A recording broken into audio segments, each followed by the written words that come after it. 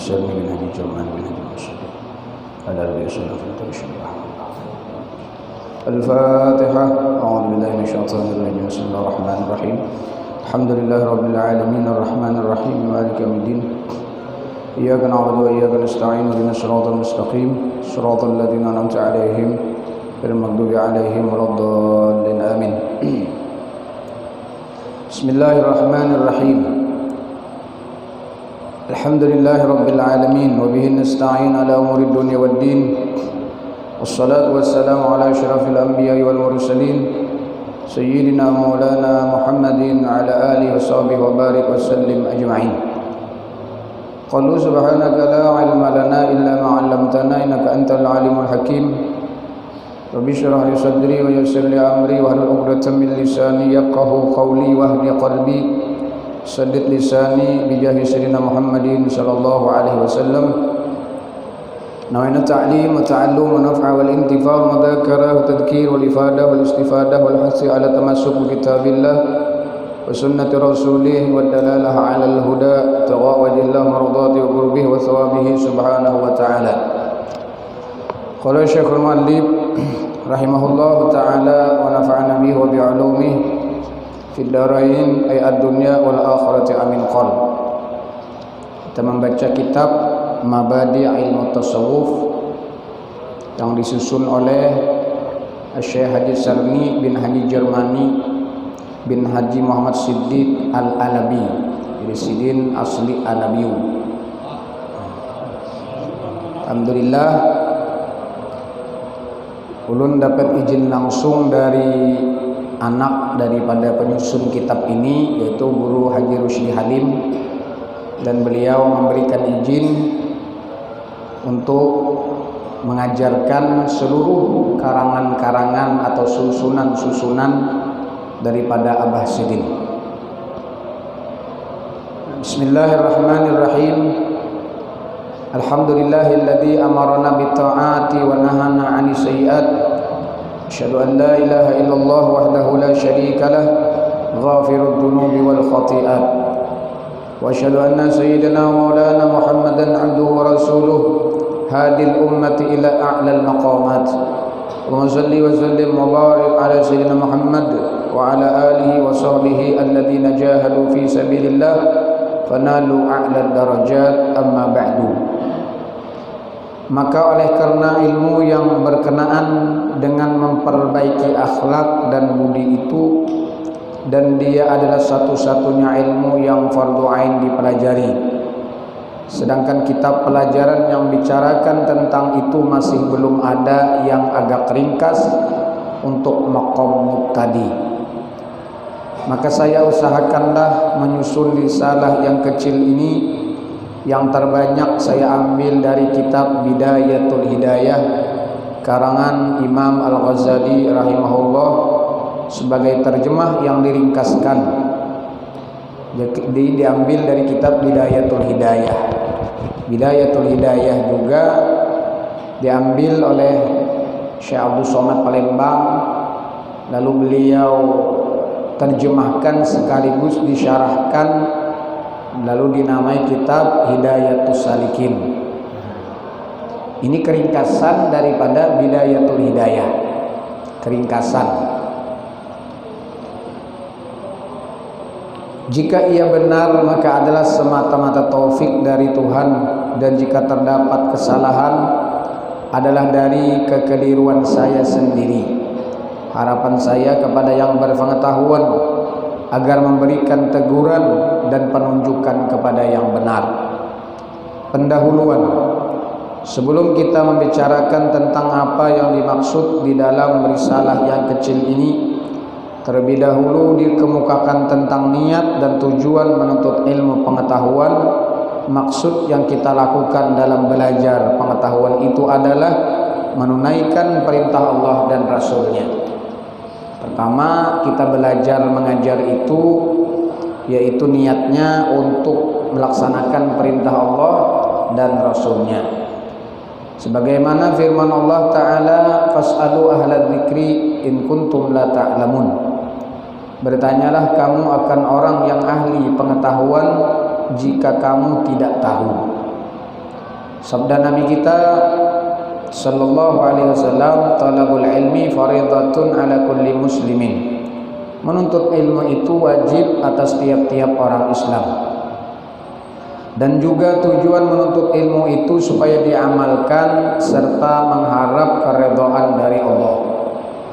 Jadi pertama menuntut ilmu karena melaksanakan suruhan Allah dan Rasulnya. Kemudian selanjutnya niat menuntut ilmu untuk diamalkan. Serta apabila sudah ilmu diamalkan, yang kita harapkan adalah ridha dari Allah. Karena tidak dapat tiap-tiap orang mengerjakan perintah agama atau meninggalkan larangannya jika tidak berpengetahuan. Dan janganlah bertujuan dalam menuntut ilmu itu untuk mencari kemuliaan dan ketinggian di sisi manusia, atau supaya dihormati oleh orang lain, atau karena hendak mencari kekayaan dan lain-lain tujuan keduniaan. Maka yang demikian itu termasuk orang yang merusak agama serta merugikan diri sendiri. Dia menjual keberuntungan akhirat yang amat mahal harganya dengan mengambil manfaat dunia yang sangat sedikit nilainya.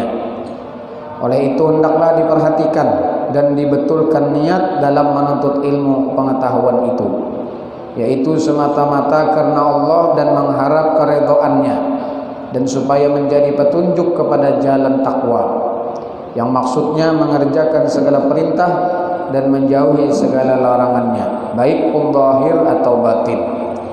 Maka yang saya maksud di dalam mengisi risalah ini untuk membicarakan tentang takwa kepada Allah, mengerjakan taat zahir dan taat batin, meninggalkan maksiat zahir dan maksiat batin. Tidak lain yang saya harapkan, semoga Allah memberikan petunjuk kepada jalan yang benar dan diridhai kepada kita semua. Amin ya rabbal alamin.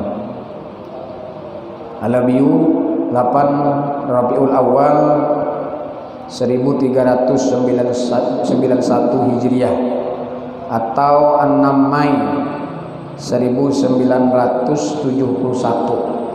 Lawas banget sudah ditulis nih. Ulun belum lahir lagi nih. Belum lahir saya menyusun nenek. Mungkin bubuan Alabiyu tahu ya kalau orang sidin. Saya juga ada tahu.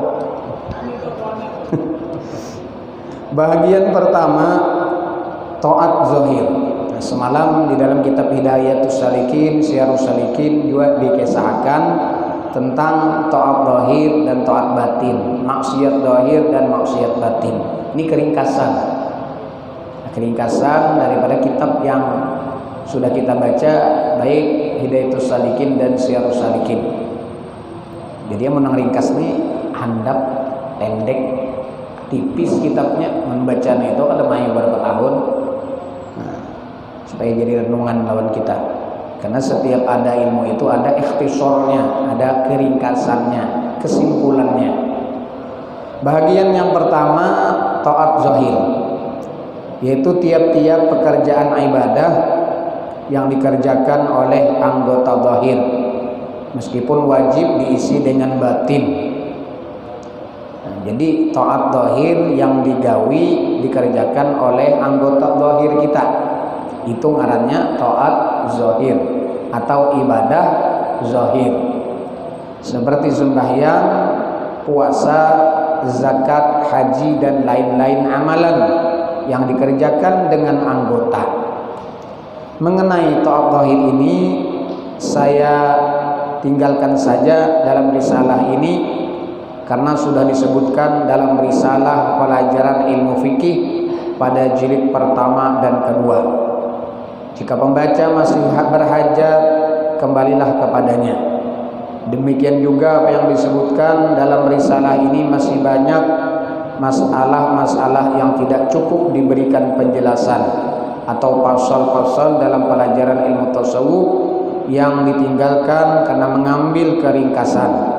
Oleh karena itu tidak dicukupkan bagi orang awam dengan dibaca sendiri. Pelajarilah kepada guru yang mengerti agar dapat dipahami dan dapat pula diamalkan menurut apa yang semestinya. Ulun belajar juga hari ini lawan guru Syukri Unus. Jadi belajar nih, samping sudah belajar dapat izin langsung dari anak penyusun kitab. Bahagian yang kedua, maksiat zahir. Berjauh diri daripada pekerjaan maksiat zahir tadi telah disebutkan bahwa taqwallah atau mengamalkan agama itu ada dua bahagian. Yang pertama mengerjakan perintah, yang kedua meninggalkan larangan. Hendaklah tiap-tiap kita mempelajari dan mengetahui apa-apa yang diwajibkan agar dapat dikerjakan dan mengetahui barang yang dilarang agar dapat menghindarkan diri daripadanya. Lebih lagi yang menjadikan berdosa besar seperti membunuh orang, mencuri, minuman keras, berzina, menipu, makan harta riba dan sebagainya, atau maksiat batin yang tidak mudah diketahui dan dipelajari. Tiap-tiap pekerjaan yang dilarang pada agama wajib kita tinggalkan dengan niat menjunjung dan mentaati hukum-hukum Tuhan. Ketahuilah bahwasanya meninggalkan maksiat itu lebih berat dan lebih payah daripada mengerjakan taat. Karena tiap-tiap pekerjaan maksiat itu adalah barang yang diingini oleh nafsu, kecuali bagi orang yang telah kuat keimanannya dan telah bersih hatinya daripada sifat-sifat kecelaan. Oleh itu pahala meninggalkan maksiat lebih besar daripada mengerjakan taat. Maksiat zahir yaitu tiap-tiap larangan Tuhan yang dikerjakan dengan anggota zahir seperti tangan, kaki, mata, telinga, mulut, perut dan kemaluan. Inilah 7 macam anggota yang dapat melakukan maksiat. Sedang anggota yang 7 ini adalah nikmat pemberian dari Allah yang lebih mahal harganya. Tidak dapat dibeli dengan duit atau uang. Tidak ada orang yang menjualnya. Dan juga semuanya itu amanah yang dipertaruhkan Tuhan kepada kita. Jika diperkenankan kepada mengerjakan larangan, maka adalah ia sejahat-jahat perbuatan dan paling dimurkai. Jika dipergunakan kepada mengerjakan larangannya, maka adalah dia sejahat-jahat perbuatan dan paling dimurkai. Maka oleh itu peliharalah dia dari pekerjaan yang dilarang. Gunakanlah kepada yang disuruh dan diridhoi, karena anggota itu adalah sebagai rakyat yang dikuasai dan diperintah oleh hati yang menjadi raja. Jadi raja di dalam anggota tubuh kita ini adalah hati, sedangkan anggota-anggota yang lain itu adalah seperti rakyat, seperti rakyat biasa yang diperintah oleh sang raja, yaitu hati. Yang diperintah oleh yang hati yang menjadi raja pada seluruh tubuh. Tentunya hati itu penuh bertanggung jawab dari segala hal ehwal rakyatnya pada hari kiamat nanti. Ia tidak dapat mungkir dari segala pekerjaan yang telah dilakukan oleh anggota yang dikuasainya itu. Malahan anggota itu pula yang berbicara di hadapan makhluk sekalian sebagai menjadi saksi dan mengaku atas perbuatan yang telah dikerjakannya di dalam dunia ini. Firman Allah Ta'ala, yauma tashhadu alaihim alsinatuhum wa aydihim wa arjuluhum bima kanu yaksibun. Pada hari kiamat nanti menjadi saksi atas perbuatan mereka oleh lidah, tangan dan kaki mereka bisa berbicara di hadapan Allah. Jadi kada muntung haja nang bepander, telinga bepander, mata bepander, batis bepander, tangan bepander dari kiamat. Kada kau lagi hendak nang bekulim-kulim. Ujar mata pada tanggal sekian, hari sekian, jam sekian, bulan sekian. Nah, aku kayak ini, saksi mata bepander soal, tangan bepander. Kada kau lagi hendak bekulim-kulim. 1 dan 2, memelihara tangan dan kaki nikmat dari Allah yaitu tangan dan kaki. Kayak apa menjaga nikmat pemberian Allah, tangan dan kaki itu kepada kita. Tadi telah disebutkan bahwa anggota 7 itu adalah amanah Tuhan yang dipercayakan kepada kita memeliharanya, dan nikmat yang diberikannya untuk dipergunakan kepada pekerjaan yang diridhoinya. Maka peliharalah akan dia dari pekerjaan yang haram, seperti memukul orang, mengambil harta orang dengan tidak izin syara, menyakiti makhluk Allah yang tidak diperbolehkan dalam agama menyakitinya, atau berjalan kepada pekerjaan yang dilarang Allah memperbuatnya.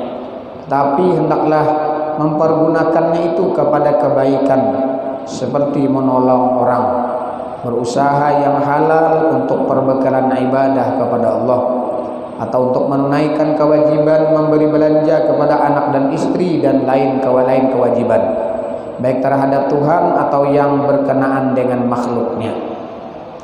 Perhatikanlah bahwa kaki dan tangan itu adalah alat yang paling utama dalam melaksanakan segala pekerjaan.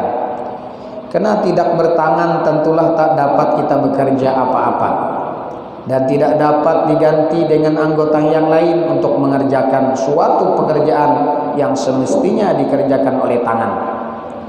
Tidak dapat memegang, tidak dapat mengambil dan sebagainya. Dan tidak kurang pula kepentingannya 2 kaki.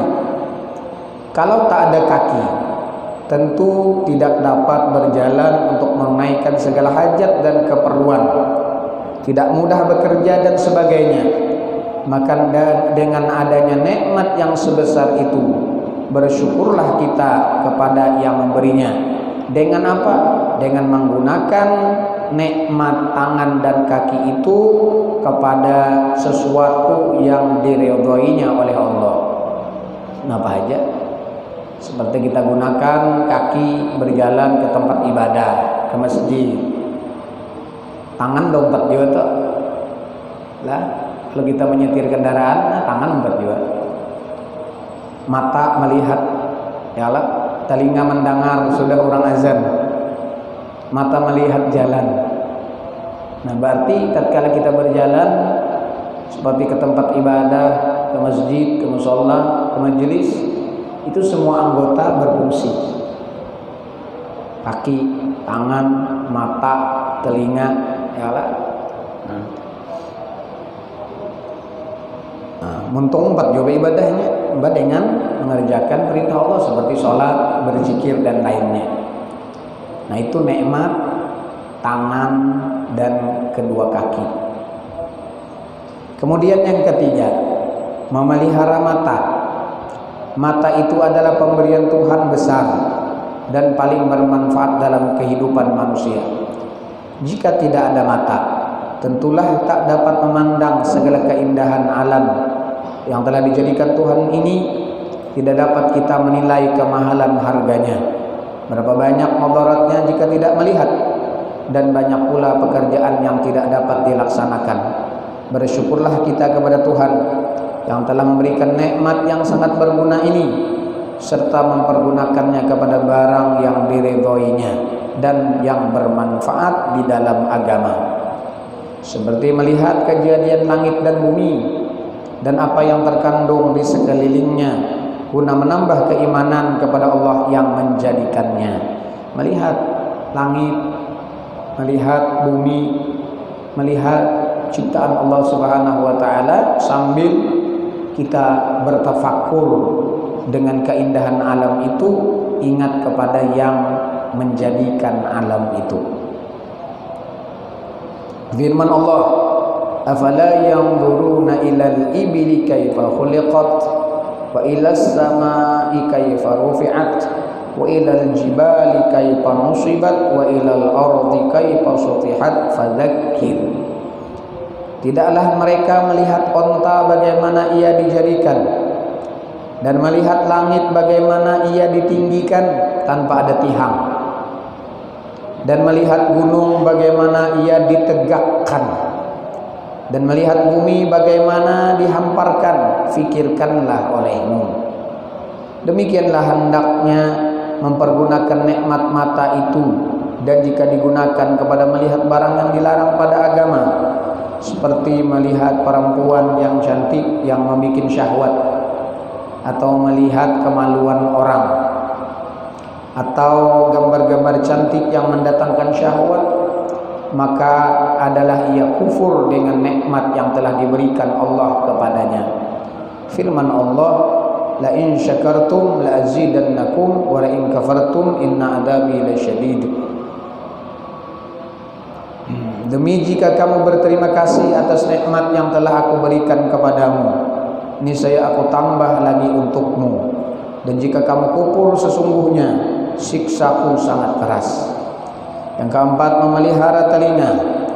Telinga ini tidak kurang pentingnya dalam agama daripada mata, karena jika hilang pendengaran tentunya tak dapat lagi belajar ilmu pengetahuan atau menerima nasihat yang berguna di dalam agama, tak dapat lagi bermusyawarah, tak dapat menerima pendapat orang lain. Maka hendaklah kita bersyukur adanya nikmat pendengaran yang telah diberikan kepada kita dengan menggunakannya kepada barang yang diridhai oleh Tuhan. Gunakanlah pendengaran itu kepada belajar ilmu pengetahuan, petunjuk yang baik, mendengari orang membaca Quran, gunakan mendengari nasihat-nasihat agama dan sebagainya. Janganlah hendaknya digunakan kepada barang yang dilarang dalam agama, seperti mendengari orang mengumpat. Ketujuh, mendengari orang mencela, atau ketujuh, mendengari orang berdusta, atau yang tidak bermanfaat pada agama. Supaya nikmat yang diberikan pada kita itu membawa keselamatan dan keberuntungan bagi kehidupan kita di dalam dunia ini dan di akhirat nanti. Yang kelima, memelihara lidah. Lidah telah dijadikan Allah bagi kita, lidah yang sangat berguna. Dengan lidah atau mulut dapatlah kita berbicara, menyatakan hajat dan isi hati kita. Dengan lidah kita dapat membaca Quran atau ilmu pengetahuan yang berguna dalam kehidupan dan agama, dan dapat pula memberikan nasihat yang berfaedah bagi manusia. Hendaklah lidah itu dipelihara daripada berkata-kata barang yang dilarang pada agama, seperti berdusta, mengumpat, menggibah orang, mencela dan sebagainya, atau berbicara lucu yang mengetawakan orang, seperti telah dinyatakan oleh Nabi kita Muhammad sallallahu alaihi wasallam, innar rajul la yatakallamu bil kalimah liyudhika biha ashabah fayahwi biha fi nari jahannam sab'ina khadifan. Sesungguhnya seorang laki-laki yang berbicara dengan kata-kata yang mentertawakan akan kawannya, kelewatan ya bahasa kita lah. Kita niat supaya orang tertawa tadi menyenangkan hati orang, ada masalah, maka gugurlah ia ke neraka jahanam dengan sebab itu selama 70 tahun. Peliharalah lidah itu daripada perkataan yang tidak berfaedah atau yang menyakiti hati orang. Jauhilah daripada berkata dusta sekalipun dengan main-main, yang tentunya akan membawa kepada dusta sesungguhnya.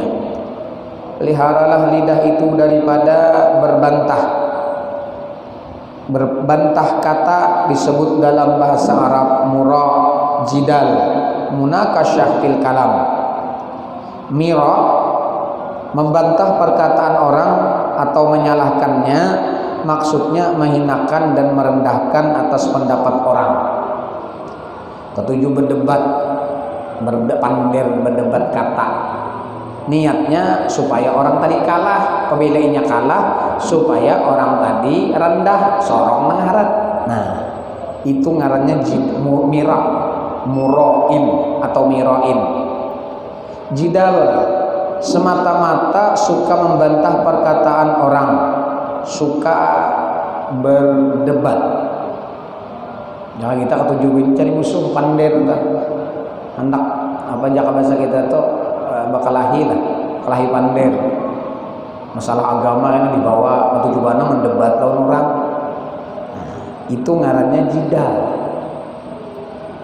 Munakasyah fil kalam, berbantah kata, berdebat. Tiga perkataan ini berhampiran maksudnya. Tiga macam sifat inilah yang acap kali menjadikan perkelahian kata dan pertengkaran mulut. Paling kurang menyakiti hati orang yang dibantah itu. Jika ternyata salahnya, orang yang berkata itu berilah ia keterangan dan penjelasan yang sebenarnya dengan tujuan membetulkan yang salah. Kalau ada orang salah, tegur. Tapi dengan apa?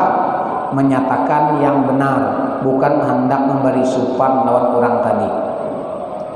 Di antaranya menegurnya kada langsung kalau bahasa kita pandang orang banyak lah. Menegurnya berduaan dengan pembicaraan yang lembut. Nah itu ngarannya berarti kita itu hendak membagusakan, membujurakan orang. Kalau orang nang mira jidal tadi ketujuh mendebat orang tengah orang banyak supaya orang kalah. Mbahnya orang kalah, supan orang seorang mengharap. Nah itu jidal, mira dan munakasyah fil karam. Mira dan jidal ini timbulnya kebanyakan dari hati orang yang sombong atau dari orang yang ingin banyak bicara.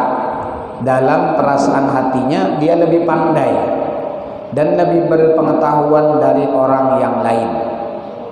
Ia merasa lebih dari orang itu, lalu ketujuh mencari kesalahan orang dengan ketujuh berdiskusi supaya orang memadahkan inya hebat. Nah timbul mirak jidal tadi dari hati orang yang sombong, kebanyakannya diri sendiri. Kalau dalam majelis musyawarah, dia saja dalam perasaannya yang tepat berpikir atau berkata. Kalau ada orang bermusyawarah, kehendaknya tuh pandelinya aja ataupun pikirannya aja atau sarannya aja yang dipakai. Gitu orang kada main.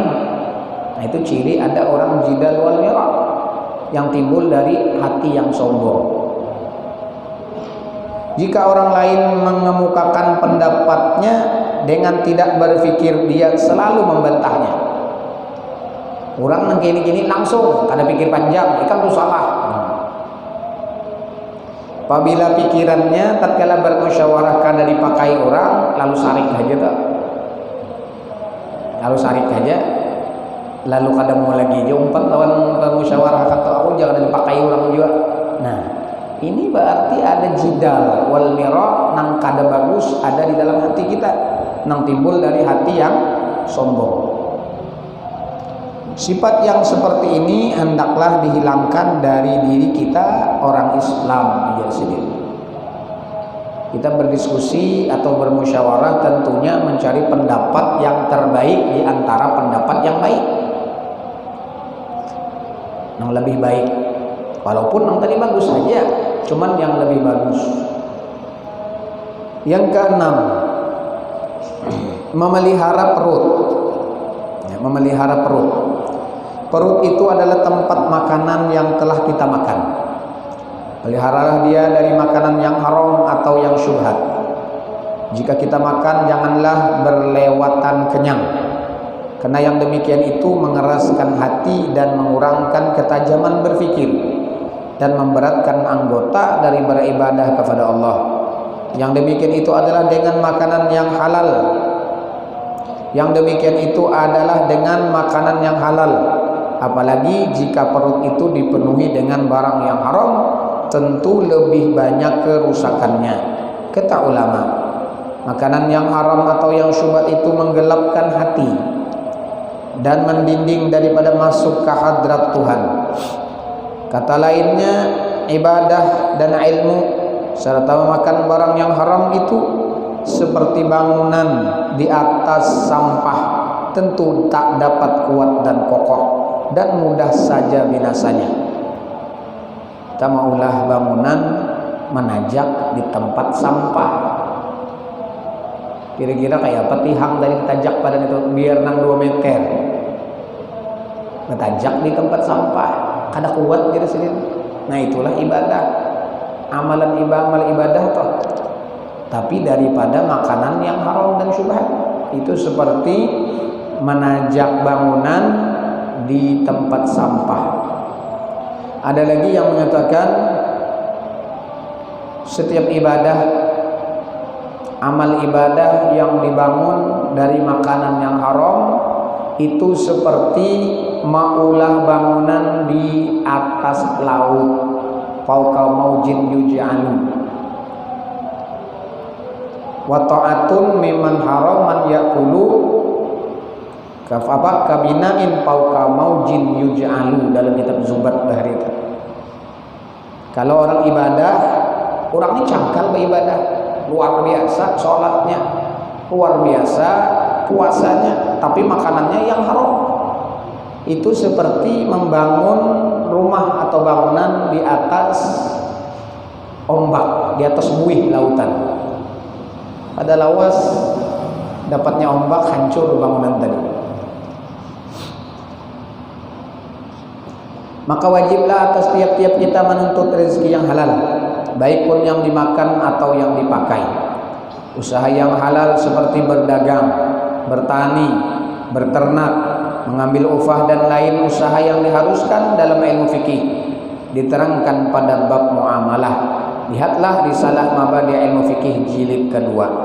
Nah insyaallah kita kena membaca kitab Mabadi Ilmu Fikih supaya belajar tentang fikih. Nah sekurang-kurang ilmu syariat, rukun merukun, supaya mujur dalam ibadah, mau ulang-ulang gitu. Jadi jangan dipadahkan, wah belajar fikih ini kita berturun pulang ke TK aja, kan dah. Nyadar itu orang di kampung-kampung itu kadang-kadang ada pengajian nang dilajarkan ilmu fikih hawai aja. Nang kayak seorang bujur mana sudah ilmu fikih, kayak bujur mana sudah merukun-merukun, kayak bujur mana sudah istinja, wudu kita, mandi wajib kita. Oh nang wajibnya sudah pas, sunat-sunatnya masih belum yang banyak kita ketahui, banyak ada tahu lagi. Nah maka kita insyaallah karena datang lagi sekali. Ulun semalam manu kitab nih pas dipercetakan di situ kan, bertamu ulun sidin nukar kitab ini 30 butin ulun baca di rumah. Tapi menghabiskan kitab penawar bagi hati. Nah dibaca 30 butin ulun menukar ulun sidin. Jadi rencana kena ke sana menukar seluruh karangan Haji Muhammad Sarni Alamiyu. Ada fikihnya, ada tauhidnya, ada tasawufnya. Tasawufnya 2. Mubadi ilmu fikih dilanjutkan dengan Tuhfatur Raghibin yang beliau ambil daripada kitab Hidayatul Adqiyah. Hidayatul Adqiyah karangan Syekh Zainuddin Al-Madibari, murid daripada Imam Ibnu Hajar Al-Haytami. Disyarahkan oleh Syekh Nawawi Bantan, diberi judul dengan Saladimul Fudala ala Hidayatil Adqiyah. Kemudian Imam Muhammad bin Abi Bakar Syattah pun mensyarahkan kitab Hidayatul Adqiyah dinamai sidin Kifayatul Adqiyah.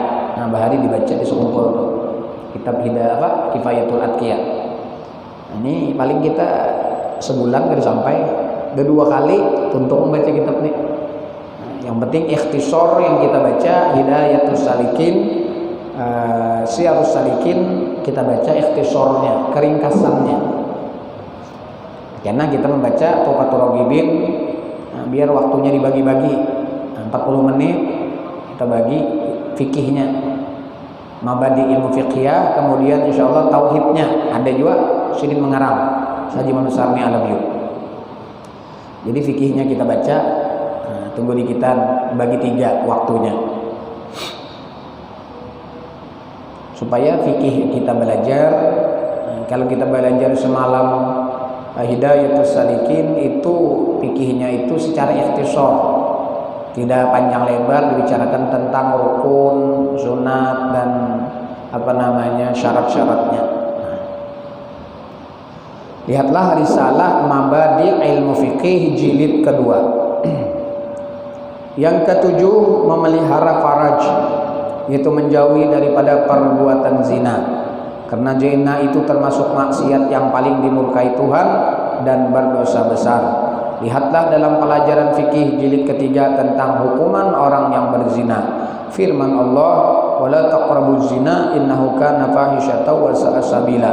Janganlah kamu mendekati pekerjaan zina, karena dia satu pekerjaan yang keji dan jalan yang amat jahat. Ketahuilah bahwasanya sungguhnya tidak dapat tiap-tiap orang menjauhi perbuatan zina itu kecuali dengan memelihara mata daripada memandang kepada yang diharamkan, dan menjauhi bergaul dengan perempuan yang bukan muhrim, dan memelihara hati daripada memikiri perbuatan yang keji itu, dan memelihara perut daripada memakan barang yang haram atau syubhat. Karena yang 4 macam inilah sebab yang menggerakkan nafsu kepada perbuatan zina. Kesimpulannya bahagian kedua. Kesimpulan bahagian kedua. Setelah kita pelajari tentang menjauhi maksiat zahir tersebut, dapatlah kita simpulkan bahwa maksiat itu ada yang menjadi berdosa besar dan ada pula yang berdosa kecil. Yang berdosa besar ini ialah tiap-tiap pekerjaan kejahatan yang mewajibkan kisos atau pembalasan dalam dunia, seperti membunuh, berzina, mencuri, minuman keras, atau barang yang dikutuk Tuhan orang yang memperbuatnya. Dan dia akan dimasukkan ke dalam neraka jika ia tidak bertaubat atas kesalahan itu. Dan yang menjadikan dosa kecil ialah mengerjakan larangan Tuhan yang enteng, yang dapat dihilangkan dengan adanya mengerjakan amal kebaikan, seperti melihat perempuan halat dengan sengaja. Firman Allah, "Innal hasanat yudhibnas sayyiat." Sesungguhnya amalan-amalan kebaikan itu menghapuskan segala kejahatan, maksudnya dosa-dosa kecil. Bahagian ketiga, maksiat batin. Berjauh diri dari maksiat batin. Maka yang dikehendaki dengan maksiat batin ini itu ialah tiap-tiap sifat kerusakan yang kecelaan dan yang dikerjakan oleh hati, dan dapat juga dilihat pada anggota zahir. Sifat-sifat kerusakan batin itu amat banyak, tetapi telah disebutkan oleh Imam Ghazali di dalam Arba'in fi Usuluddin 10 perkara. Nah, semalam disebutkan juga di dalam Hidayatus Salikin. Maksiat batin, Isyarus Salikin disebutkan. Pertama, daripada maksiat batin, termasuk maksiat batin, tapi bisa dilihat dengan anggota zahir. Syarhut ta'am, sangat loba membanyakkan makan. Nah, orang ketujuh, banyak makan itu termasuk maksiat batin, bisa dilihat oleh anggota zahir. Yang kedua, syarhul kalam, sangat loba membanyakkan berkata-kata. Haur pander terus, kada bampihan pander. Kecualinya guring, nyampe pander. Bila kada pander itu bering umpamanya nih. Nah, itu salah satu maksiat batin juga. Nang kawa dilihat dan kawa orang melihat. Yang ketiga, ghadab, orangnya pemarah. Panyarikan, kata usah sedikit. Itu termasuk maksiat batin. Kemudian hasad atau dengki atau iri hati, pahirian. Hirinya ini merusak. Hirinya merusak. Kalau hiri tadi hendak menuruti, itu ada apa-apa. Hiri benar kalau dinya tujar. Kenapa? Arau nukar kendaraan pulang, enmek pulang nukar. Seorang namunnya kawa inya enmek, seorang apa? Picikan itu, picakan itu maksudnya. Anta larang sakit pada enmek, amunya kawa. Nah, cuma jangan hasad. Itu ghibtah ngarannya. Ghibtah itu hendak menuruti orang yang dapat nikmat tanpa di dalam perasaan hati itu mual. Nah, kalau hasad ini hati itu muar, karena muar tadi lalu hendak menyainginya. Nah, ini bahaya hasad. Hasad ini artinya izalatun ni'mah 'alal ghair. Iradatu izalatin ni'mati 'alal ghair. Ketujuh, nikmat yang Allah berikan lawan orang lain itu supaya hilang. Mudahan dicuntang orang ya kendaraannya. Doa itu kan membaiknya orang. Muar benar hati. Dan hasad ini biasanya kebanyakannya dihinggapi, penyakit hasad ini dihinggap lawan orang-orang nang gawiannya sama gawian, profesinya sama. Nah, pedagang sama pedagang, apa lagi? Kaum sama kaum juga. Imam sama imam. Apalagi nah, tuan guru sama tuan guru. Kiai sama kiai, penceramah sama penceramah. Bisa hasad tidak? Kenapa ya? Karun itu dipakai orang benar ya. Lalu macam-macam aja kok. Bapak kamu memakai itu inya itu bahari tahu lah ikal kayak ini gawiannya. Nang bahari dikisahkan. Niatnya apa? Supaya inya tuh kada payu lagi.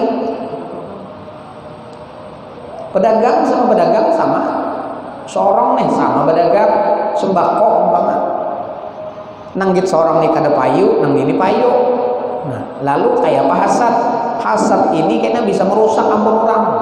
Supaya kada payu lagi kayak apa? Nang di kawan sebelah nih. Caranya macam-macam. Diandaki banyak pembenci lah. Diandaki macam-macam aja. Kalau kayak itu pang laris benernya tuh lah tidak di mana mencari pang laris. Nah, hendak juga aku supaya laris tanpa merusak ampun orang kada bapak. Tuh giptoh ngarannya. Nah, hasad tadi hati ini nah sarik benar lawan ini. Kayak pacarannya supaya ini kada payu lagi. Murid sama murid, guru sayang lawan si bulan nih, sorong pada macam-macam tuh. Nah, artinya muar hatinya sehingga supaya kayak apa caranya supaya inya nih dicabut kada ada lagi kemuliaan lawan dirinya. Nah, ada sedikit toh nang kebanyakan itu orang berwarung bang biasanya. Macam-macamnya diandak kita. Dulu ada rancang orang ke rumah bisa urwejan warung ulun ini kada sumpayuan lagi itu daerah Bintok situ nah simpang 4 Bintok kan. Orang makan warung makan laris luar biasa. Rumah karyawannya aja kamarnya 6. Pokoknya sehari ini bisa sampai sekarung baras tuh habis. Sekarung baras tuh 50 apa tuh? Sekarung berapa? 2,5 liter 50 liter habis bisa lebih. Karena rumah makannya lebar luar biasa. Akhirnya kada sing payuan lagi. Napa aja? Nang kayak kita, ulun berjualan, pian ini kan langganan wadah ulun makannya lah. Jadi pian ini hendak pada ulun itu kada melihat lawan warung kayak orang tersinggah. Melihatnya kuburan dilihatnya. Nah, kayak apa aja kebiasaannya juga orang kuburan ini gini mau dipadahkan mesti digawi buannya. Nang merusaknya itu nyaman benar. Ada nang melihat orang pocong. Ada aja tuh. Jadi jurulun bariakan banyak kayak gini bacakan. Nah pian lah ulun bacakan ini kena baca wirid sakron. Bayangakan itu nah ditiupakan situ tiup banyak simburakan. Alhamdulillah 3 hari nelpone sehari 2 hari itu laris balik pulang rupanya kalau terbuka jurulun amalakan aja jangan pian nimbano datang minta banyu kadang banyuan lawan waktu pian bulan baca sorong aja guru aja ulun kada tapi bisa membaca nah ngalih benar gitu mun kayak itu jurun drumnya bawa ke sini bajunya nyamlah habis drum ibu ya kan banyak habis pulang hantar bawa sini 3 hari bebulik pulang. Nah jurun iya juga sudah rupanya limbah itu diimbal orang pulang. Nah, sampai akhirnya terjual Ada juga pernah ulun bertamu. Ada tuan guru lah, sesama ulun nih membawa orang.